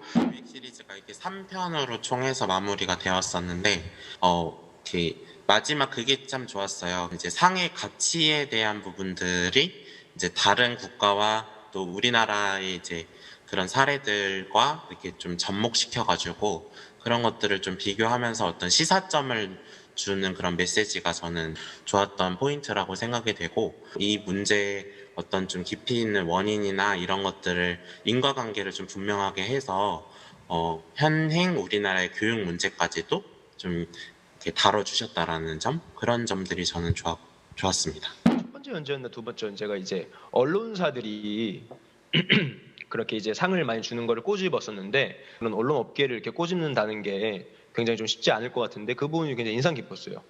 예전에 저가 기억이 나는 게 제가 식용유를 사러 갔습니다. 마트에 갔는데 분명히 다른 브랜드의 식용유인데 둘 다 1등을 받은 거예요. 6년 동안 1등. 그래서 좀 굉장히 뭔지 싶었던 이런 경험들이 사실 누구나 있을 건데 그런 부분들이 이제 이 기사를 보면서 이게 이런 세태가 있기 때문에 그렇게 된 거구나라는 걸 좀 알게 됐습니다. 네, 저 식용유 저도 좀 공감되는 것 같아요. 어떤 마트에 가면 제품 보면 어디서 1등, 얘도 1등. 그럼 누가 진짜 1등일까? 어디가 더 믿을만한가요? 이런 생각 들기도 하거든요. 근데 말씀하신 것처럼 기사 내용 중에 언론사들이 이제 상을 파는 행태에 대해서 꼬집은 부분이 있었다. 근데 혹시 보도 이후에 좀 반향이 있었나요? 그러니까 시민분들이나 독자분들이 언론사가 그 언론사의 병폐를 좀 짚어줬다는 점을 되게 좋게 봐주시더라고요. 그래서 그런 거에 대한 좋은 피드백이 댓글이나 메일로 좀 많았어요. 근데 사실 저희가 정보공개 청구를 진행할 때 좀 많이 긴장을 했거든요. 왜냐하면 저희 회사라고 좀 자유로울 수 있을까? 그러니까 저희 회사도 광고비나 이런 거를 받고 상을 준 내역이 나온다면 이걸 과연 시민들은 어떻게 받아들일까라는 고민을 좀 했었는데 다행히 그런 내용이 나오지 않아서 조금 떳떳하게 보도를 할 수 있었던 것 같고 그 부분을 좀 좋게 봐주신 것 같고요. 또 저희가 경실련하고 공동 작업을 했는데 경실련에서 저희가 보도가 나간 이후에 되게 활발하게 활동을 해주셨어요. 기자회견도 열고 방송 출연도 해주시고 해서 많은 언론사들이 관련 내용을 또 후속적으로 보도를 해주셔서 그런 반향이 있었던 것 같고요. 또 마지막으로 이 문제 관련해서 정부 부처나 이런 쪽에서도 관심을 되게 많이 가져주셨어요. 그래서 지금 국민권익위원회에서도 지자체들의 이런 돈 주고 상 받는 행태를 계속적으로 모니터링하고 있는 것으로 알고 있습니다. 네, 의미 있는 결과를 또 만들어냈습니다. 자, 계속해서 질문 영상 보고 다시 한번 이어가도록 할게요. 기자님께서 이 시리즈물을 좀 기획하시게 된 어떤 계기, 기자님께서 생각하신 상의 가치는 무엇이고 또 이 기획 취재를 하시고 나서 기자님께서 느끼신 어떤 소회나 생각 그런 것들이 저는 좀 궁금합니다. 다른 국가랑 이제 비교해서 이렇게 기사를 쓰신 부분이 있는데 그 스웨덴이었나요? 아마 북유럽 국가랑 이렇게 좀 비교를 하셨는데 굉장히 좀 인상 깊었었습니다. 근데 저는 개인적으로 근데 또 이제 북유럽이랑은 아무래도 좀 사회 시스템 자체가 우리나라랑 많이 다르다고 생각을 합니다. 그래서 우리나라랑 좀 비슷할 수 있는 그런 중국이나 일본, 이웃 나라 혹은 뭐 미국이나 이런 뭐 자본 선진 국가들 그런 국가들에서는 이런 상과 스펙에 대해서 우리랑 어떻게 다른지 또한 뭐 공통점이 있는지 그게 좀 궁금했습니다. 예. 자, 질문이 2개 들어왔습니다. 기자님이 생각하시는 상의 가치는 무엇인가요? 취재 후에 느끼신 점이 있으시면 같이 한번 말씀해 주시면 좋을 것 같아요. 네, 제가 일단 취재 후에 느낀 점을 말씀드리면 우리나라에서 너무 사회를 병들게 하는 상이 많다라고 느꼈어요. 그러니까 제가 취재를 처음에 시작하게 된 계기를 말씀드리면 국회의원들이 뭐 62관왕이라고 이제 홍보를 하는데 정말 62개의 상을 받을 만한 자격이 되는가? 그 상은 과연 무엇인가라는 의문에서 시작을 했는데 상의 면면을 보면 뭐 뷰티 대상, CEO 대상 이런 것들 이런 시상식에 가서도 국회의원들이 상을 받아요.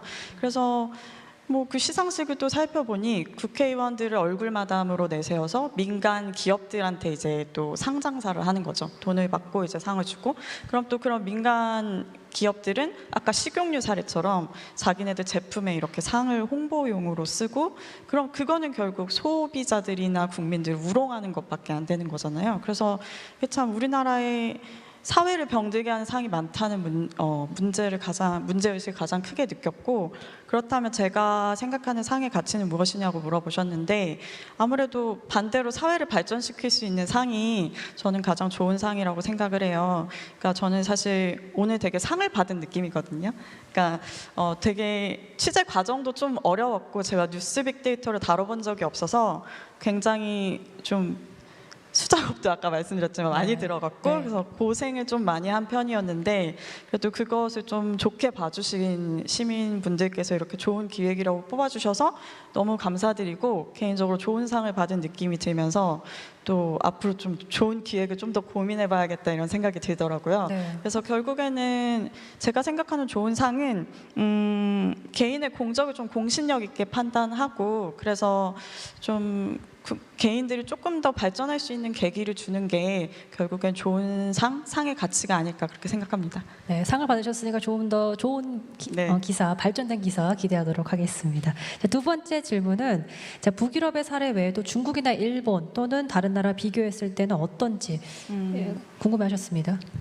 제가 사실은 중국이나 뭐 미국, 일본 사례들을 깊이 있게 취재를 하지는 못해서 이렇게 자세히 말씀드릴 수는 없을 것 같은데 뭐 예를 들어 미국을 보면 그러니까 능력 있는 사람한테 주는 상들은 다 있는 것 같아요. 근데 우리나라처럼 막 상을 찍어내는 국가는 거의 없는 것 같거든요. 그러니까 예를 들면 미국도 어떤 한 지역에서 뭐 실력 있는 고등학생 5명 성적 순으로 해서 상을 준다거나 그런 게 있어요. 그러니까 이 상은 저는 나쁜 상이라고 생각 안 하거든요. 그러니까 그 개인들이 좀 더 발전할 수 있는 계기를 주는 거기 때문에 그런 상들이 나쁘다고 생각하진 않아요. 근데 그렇다면 왜 우리나라랑 환경이 많이 다른 스웨덴의 상을 취재를 했느냐라고 물어보실 수 있을 것 같은데 그러니까 스웨덴의 상은 좀 더 이상적인 상이라는 생각이 들었어요. 그러니까 개인의 능력 플러스 어떤 봉사나 헌신까지 치하를 하는 그런 상이거든요.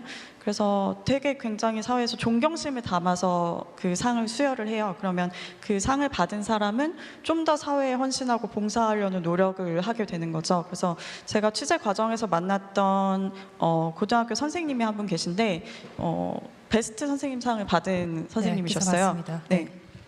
그래서 그 선생님이 하시는 말씀이 이 상을 계기로 자기는 학교를 하나 설립하겠다.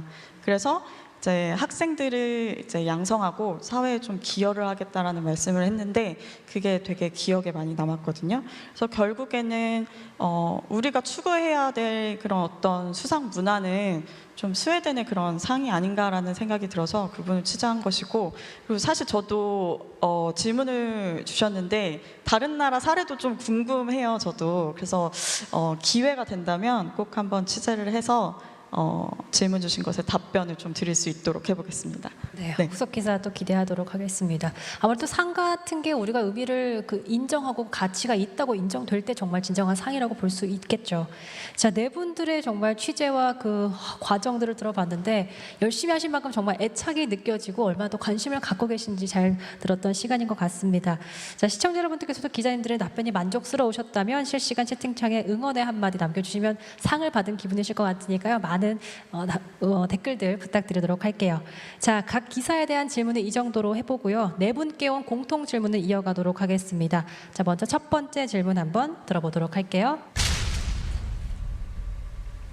또 신문사 중에서는 약간 중앙일보가 약간 뉴미디어 쪽에 관련해서는 되게 좀 다양한 시도를 하고 있다고 생각하거든요. 뉴미디어 쪽으로 약간 추후에 약간 중앙일보가 어떤 좀 비전을 가지고 있는지 좀 그런 점도 궁금합니다. 자, 중앙일보를 대표해서 나오신 천건필 기자께서 뉴미디어 새로운 시도하고 있는 중앙일보에 대해서 어떻게 생각하시냐? 네. 답변을 굉장히 잘해야 될 것 같은데 사실 맞습니다. 저희 중앙일보 같은 경우에는 굉장히 뉴미디어 쪽에 관심이 많고 새로운 스토리텔링에 관심이 많은데 어떻게 보면 저희 입장에서 봤을 때는 굉장히 좀 중요한 기회라고 생각해요. 사실 그동안 이제 포털을 통해서 이제 뉴스를 대부분 소비를 하는데 어떻게 보면 이런 뉴미디어 같은 새로운 스토리텔링 방식을 통해서 조금 더 이제 독자들과 가까이 갈 수 있고 실제로 이제 그런 것들 쪽에 좀 더 신뢰받는 미디어가 될 수 있는 그런 좀 차별화된 콘텐츠를 가질 수 있는 그런 언론사가 될 수 있다고 생각하기 때문에 굉장히 중요한 기회라고 생각하고 그래서 여러 시도를 하고 있는데요. 저희 같은 경우에도 이제 저희가 최근에 이제 보도한 게 그런 실감형 콘텐츠라는 걸 사실 시도를 해봤는데, 그러니까 기후 변화를 주제로 한 이제 그 기후 재앙 눈앞에 보다라는 이제 기획이었는데요. 그러니까 단순히 이제 그런 기후 변화의 이슈가 이게 사실 이제 내 피부와 사실은 닿지 않는다는 그런 이제 그 경험들을 많이 하시는데 그래서 실제 현장의 모습들을 굉장히 좀 실감나게 보여주자. 그래서 그런 걸 목표를 가지고 실제 360도 카메라를 가지고 이제 바닷속에도 들어가서 이제 그런 수중의 모습들도 보여주고 조금 더 이제 독자들과 가까이 가는 거죠. 저희가 원하는 어떤 그 취재 내용들을. 그래서 그런 거를 통해서 이제 조금 더 이제 그 독자들과 소통할 수 있는 그런 다양한 시도를 좀 하고 있다고 생각합니다. 360도로 그 쓰레기가 쌓여 있는 거 보면 정말 와닿을 것 같다는 생각이 또 들기도 하네요. 자, 다음 질문으로 이어가 보도록 할게요. 언론사 데스크들이 보통 남성분들이 많이 계신데 이런 젠더 이슈 다룰 때 어떤 식으로 의사소통을 나누고 이런 기사를 젠더 감수성 있게 풀어내시는지 그런 점들이 궁금합니다. 네, 그래서 사실 저런 게 현실이긴 하죠. 데스크에 계신 분들 남성분들이 많이 계시다 보니까 젠더 이슈 같은 민감한 주제를 다룰 때 분위기가 어떨지 궁금합니다. 이걸 좀 이혜리 기자님께서 답변을 좀 해주시겠어요? 네, 이게 사실 제가 답변을 하는 게 적절한지 모르겠는 게 저희 회사 같은 경우에는 여기자들이 되게 많은 편이에요. 그래서 저희 지금 편집국장도 여성분이시고 그리고 데스크라고 할 수 있는 부장급에서도 3분의 1 이상이 여성들이거든요. 그래서 사실은 제가 입사한 이후에 어떤 젠더 이슈나 민감한 이슈에 대해서 갈등을 겪어본 적은 저는 없는 것 같아요. 근데 이제 다만 이런 민감한 주제를 다룰 때 분위기가 어떠냐고 물어보셔서 답변을 해드리면 한 번은 이제 성추행 피해자에게 2차 가해가 될 수 있는 어떤 정보를 어떤 언론사에서 이제 보도를 먼저 해서 그 부분을 우리도 담을 것이냐 말 것이냐를 두고 좀 논란이 된 적이 있어요. 근데 그럴 때 저희 회사 같은 경우는 좀 저연차부터 고연차까지 그 의견을 전부 취합을 해서 보도 방향성을 결정을 했거든요. 그래서 저희는 사회부 차원에서 2차 가해 우려가 있으니까 보도하지 말자는 의견을 올렸고 그게 좀 받아들여졌어요. 그래서 제가 생각했을 때 이런 민감한 주제를 다룰 때나 갈등이 있을 때는 전체적인 구성원 기자들의 의견을 다 취합해서 좀 결정을 하는 게 가장 좋은 방법이라는 생각이 좀 들었습니다. 굉장히 수평적인 조직 문화를 갖고 있네요. 의견을 다 취합을 해서 함께 의견을 듣는 그런 방식이었습니다. 자, 다음은 악플에 대한 질문인데요. 한번 질문 들어보죠. 이보라 기자님께서도 여성으로서 그런 터무니없는 악플이나 이런 거를 받아보신 적이 있으신지, 그리고 그런 상황에서 어떻게 멘탈 관리를 하시는지도 궁금하고, 앞으로 후배 기자들이나 자라나는 여성 세대들한테 그런 상황에서 어떻게 헤쳐나갔으면 좋겠다라는 것도 같이 말씀해 주셨으면 감사하겠습니다. 네, 정말 기사와 댓글은 뗄래야 뗄 수 없는 관계인 것 같은데 무플보다는 악플이 낫다라는 얘기도 있지만 악플도 근데 아프긴 아프거든요. 나 열심히 썼는데 기레기라든지 뭐 이런 말 담고 싶지 않은 그런 얘기 쓰면 마음이 아프고 좀 힘들잖아요. 우선 권영경 기자님께서 답변을 좀 해주시면 좋을 것 같아요. 악플 받아보신 적 있으시죠? 아, 네, 있죠. 네, 그냥 뭐 기레기라고 하실 때도 있고, 뭐 이런 건 일기장에나 쓰라고 하시는 분들 많이 계신데요. 그런데 저는 뭐 앞서 말씀하신 것처럼 무플보다는 뭐 악플이 낫지 않냐라고 좀 긍정적으로 생각하려고 해요. 그래서 댓글 통해서 좀 다양한 의견도 들을 수 있고 또 다음 취재 아이템을 또 발견할 때도 있습니다. 그래서 좀 긍정적으로 보는 편이고요. 사실 바퀴 달린 엄마 기획 시리즈 같은 경우에는 사실 기자인 저 개인에 대한 것보다는 그 장애 여성이나 장애 부모에 대한 혐오나 차별에 대한 그런 댓글들이 좀 많이 있어서 혹시라도 이 자녀들이 성장해서 이런 댓글을 보면 어떡하나, 좀 상처받으면 어떡하나 하는 그런 거에 대한 우려가 좀 많이 있었어요. 그래서 그 친구들이 혹시라도 보게 되면 좀 그냥 다양성에 대해서 받아들이고 그래줬으면 좋겠다라는 바람이 있습니다. 네. 이어서 이제 이보라 기자님은 어떠신지?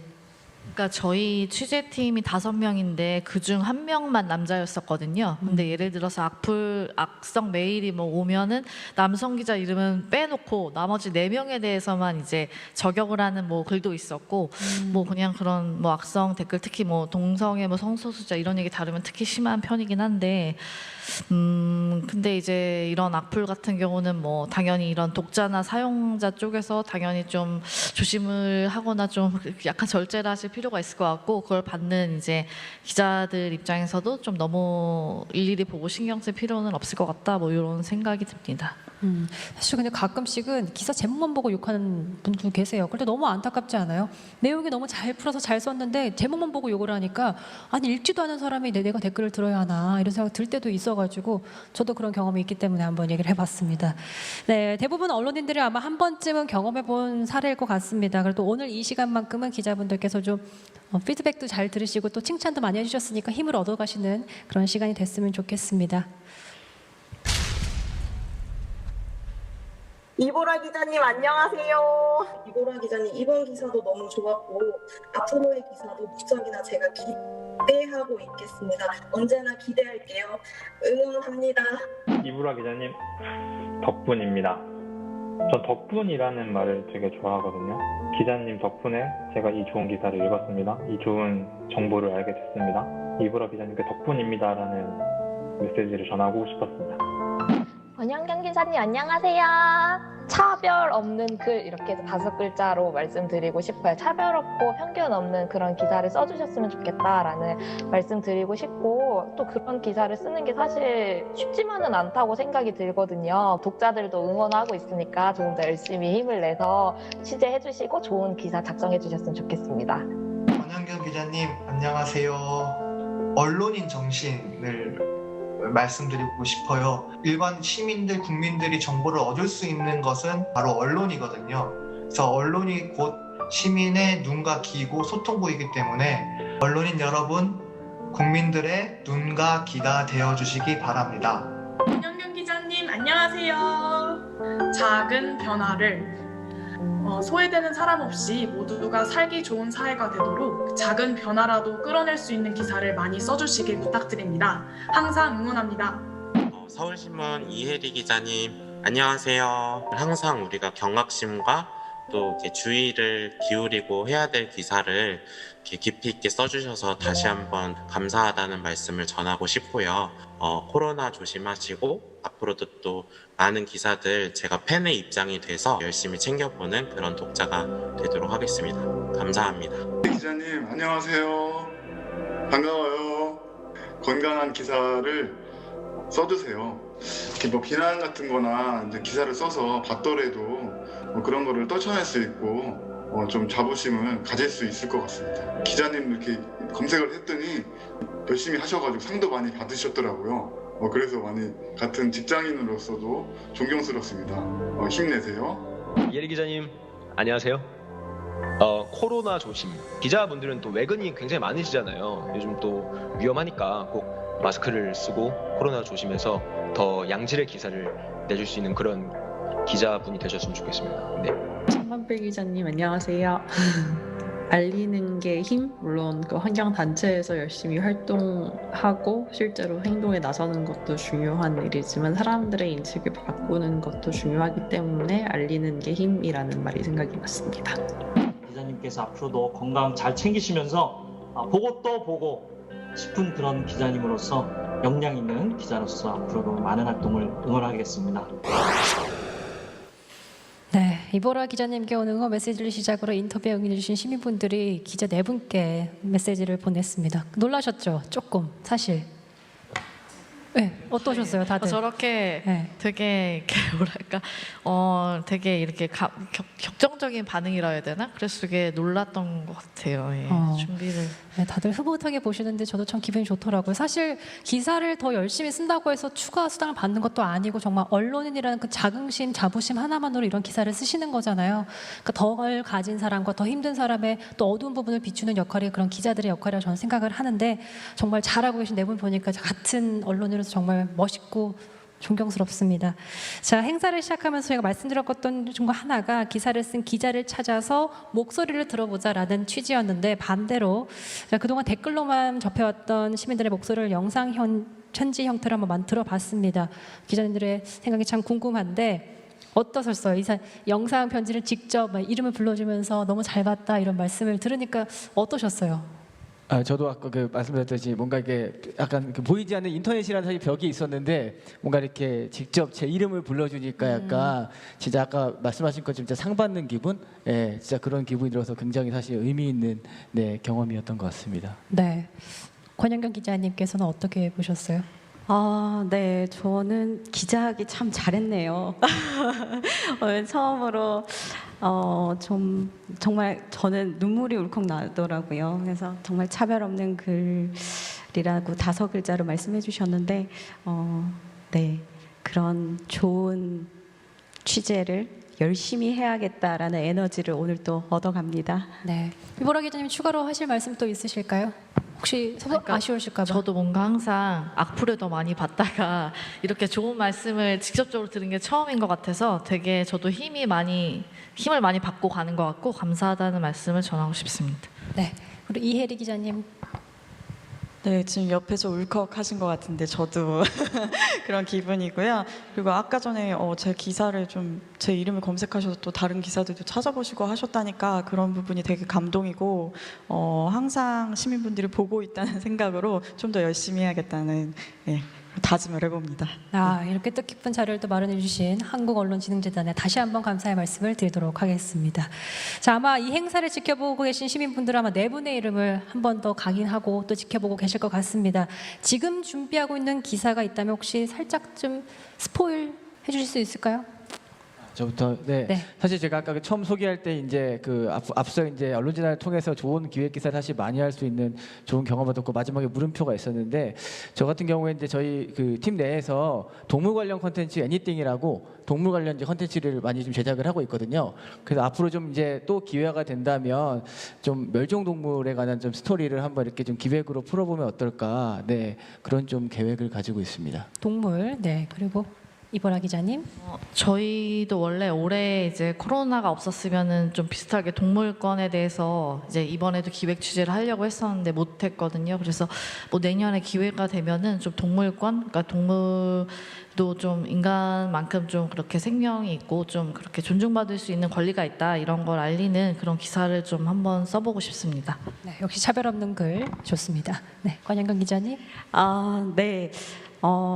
저는 앞서 말씀드린 대로 바퀴 달린 엄마 시즌4를 취재할 예정이고요. 저희 또 베이비 뉴스는 전문지이기 때문에 한 가지 아이템을 잡으면 연속성 있게 집중 취재를 할 수 있는 장점이 있습니다. 큰 언론사 같은 경우에는 발령이나 이제 부서 변동이 잦을 수 있는데 저희는 그렇지 않기 때문에 집중적으로 좀 보도를 할 예정이고 또 저희 창간 뜻에 맞게 아이 낳고 기르기 좋은 세상을 만드는 데 보탬이 되는 기사를 앞으로도 열심히 쓰겠습니다. 네, 제가 앞서 취재했던 그 돈 주고 상 받기의 병폐 같은 경우에는 좀 지속적으로 살펴볼 필요가 있는 것 같아요. 지자체나 뭐 공공기관이 얼마나 좀 개선이 되고 있는지 살펴볼 필요가 있는 것 같아서 지금 뭐 권익위에서도 그렇고 계속 모니터링을 하고 있으니까 그 부분에 대해서 제가 지속적으로 관심을 기울여서 얼마나 좀 발전되고 있는지 꼭 살펴보는 후속 기사를 한번 써보겠습니다. 네, 계속해서 모니터링하고 계신다는 얘기를 해주셨습니다. 자, 정말 우리 시민분들께서 언론에 대한 관심이 정말 대단하다는 거 다시 한번 느낄 수 있었는데요. 인터뷰에 참여해주신 시민 여러분과 또 저널리스트로서 성의 있게 답변해주신 네 분께 진심으로 감사의 말씀을 드립니다. 시간 관계상 미처 다루지 못한 질문들은 한국언론진흥재단 홈페이지와 기획체제 아카이브에 글을 남겨주시면 저희가 기자분들이 또 읽어보시고 답변해 줄 수 있으니까요. 많은 참여 부탁드리겠습니다. 자, 오늘 정담회를 지켜보면서 어떤 생각을 하실지 궁금한데 좋은 기사는 무엇일까? 또 우리가 스쳐 지나간 기사 중에 좋은 기사는 없었을까 하는 생각에서 출발한 오늘 이 자리가 사실 90분 동안 진행돼서 좀 제가 느끼기에 너무 시간이 빨리 가가지고 아쉬우실 것 같은데 또 이런 자리 좀 자주 마련됐으면 좋겠다는 생각이 듭니다. 자, 저는 여기서 인사를 드리도록 하고요. 취재 과정에서 고민과 생생한 이야기를 나눠주신 기자님들, 그리고 언론의 애정을 갖고 질문과 응원을 남겨주신 시민 여러분들, 그리고 온라인으로 시청해주신 여러분 진심으로 감사의 말씀을 드리겠습니다. 자, 다음으로는 듣다 보면 똑똑해지는 라이프 듣동라 채널의 기자 네 분과 김병인 교수님이 진행하는 정부 광고 헌책방 옛날 정책 이야기가 이어질 예정이니까요. 많은 관심 부탁드리겠습니다. 지금까지 JTBC 아나운서 강정희였습니다. 고맙습니다. 좋은 기사는 끝 울림이다. 어떤 기사들을 보게 되면 진짜 이 문제는 심각한 문제구나라는 것을 우리가 일상생활을 하면서 간혹 끄집어 볼 때가 있어요. 그걸 저는 끝 울림이라 생각을 하거든요. 근데 이런 울림들이 보다 많아져서 우리 사회가 직면한 문제를 해결하고 더 나아가 미래 세대가 어떤 사회를 살아가야 될지에 대해서 공감할 수 있고 생각해 볼 수 있는 그런 끝 울림 있는 기사가 좋은 기사라고 생각합니다. 좋은 기사는 새로운 시야입니다. 일반인들은 그냥 스쳐 지나갈 수 있는 것도 기자님들이 이게 뭐 문제라고 지적해 주시면 공감대를 형성할 수 있듯이 새로운 이슈나 새로운 논쟁거리를 계속 발견해 주는 기사가 좋은 기사라고 생각합니다. 좋은 기사란 공감이다. 다양한 색깔들의 기사를 보내서 다양한 배경을 가진 사람들이 자기 입장에서 공감할 수 있는 기사가 있으면 좋겠다 싶어서 선정을 했습니다. 기사란 독자에게 좋은 긴장감을 주는 기사다. 이제 기자님이 우리한테 사회적인 일이 일어나는 부분에서 설명을 해주실 때 생각을 한번 공유할 수 있는데 좋은 긴장감을 계속 조성을 하면서 이끌어줄 수 있는 기사가 저는 좋은 기사라는 생각을 합니다. 좋은 기사는 서본결이다. 좋은 글을 쓸 때 흔히 그 서론, 본론, 결론이 다 좋아야 된다고 얘기를 하잖아요. 그래서 서론은 읽는 사람들로 하여금 약간 흥미를 가질 수 있게 해야 되고, 본론에서는 사람들이 실제로 궁금해하는 내용을 깊이 있게 다루고, 결론은 해결책은 어떻게 되는지까지도 얘기를 하면 되게 좋은 기획 취재라고 저는 생각합니다. 좋은 기사는 건강하다. 기사 때문에 그 기사를 보고 건강해지고 좋은 내용이 습득이 돼야 되는데 뭐 자극적인 기사나 아니면은 내용이 부실하거나 한쪽으로 편향된 기사들이 많아서 건강하지 못한 정보들이 국민들에게 나가는 경우가 많다고 생각합니다. 좋은 기사는 정의롭다. 좋은 기사는 현장에서 그 문제와 막 부딪히면서 그렇게 나왔을 때 우리 사회가 조금 더 정의롭게 살아가는 방법이 무엇인지 보여주는 게 아닌가, 그렇게 좀 생각이 들었습니다. 좋은 기사란 와닿음이다. 먼저 마음에 와닿아야 행동의 변화로 이어질 수 있기 때문입니다. 좋은 기사는 영양제다. 삶에 뭔가 일상적일 때 잘 모르는 것들을 기사를 봄을 통해서 이렇게 행동으로 뭔가 실천할 수 있고, 이런 것들이 일상적인 삶을 좀 더 풍요롭게 만들고 이런 세상 자체도 약간 체력을 기를 수 있는 좋은 영양제 역할을 한다고 생각해서 영양제가 좀 꾸준히 먹어야 되잖아요. 기사도 좀 관심 있게 다양한 주제로 오래 계속 지속해서 봤으면 좋겠다라는 얘기도 덧붙이고 싶어요.